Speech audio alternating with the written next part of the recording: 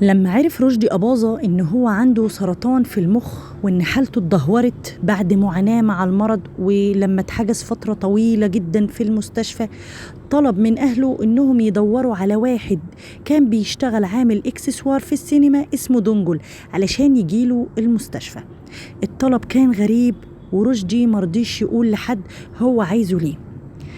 طبعا أهله استجابوا لطلبه وفضلوا يدوروا عليه لحد ما لقوه ويودوه له المستشفى. وطبعا هم ما رضيوش يقاوحوا معاه كتير لانه كان تعبان جدا وكتر الكلام معاه مش هيجيب نتيجة. المشكلة ان دونجل ده كان كبير في السن وما بقاش يشتغل ومحدش تقريبا كان يعرف له عنوان، بس هم لقوه بصعوبة شديدة جدا لان ده كان طلب رشدي الاخير.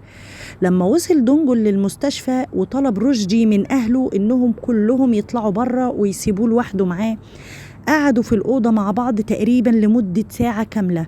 خرج بعدها دونجل وهو ساكت مش بيتكلم، وقال لفكري أخو رشدي الصغير لما رشدي يتوفى وقبل ما تدفنوه يا ريت تبعتوا تجيبوني. بعدها بكام يوم فعلا اتوفى رشدي أباظة، وبعت فكري أخوه علشان يبلغ دونجل.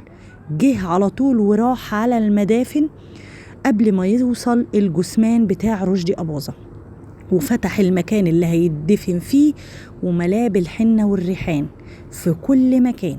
لما وصلوا وسألوه ليه بتعمل كده، رد إن دي كانت وصية رشدي اللي طلبها منه، وهو ما يعرفش رشدي كان عايز كده ليه.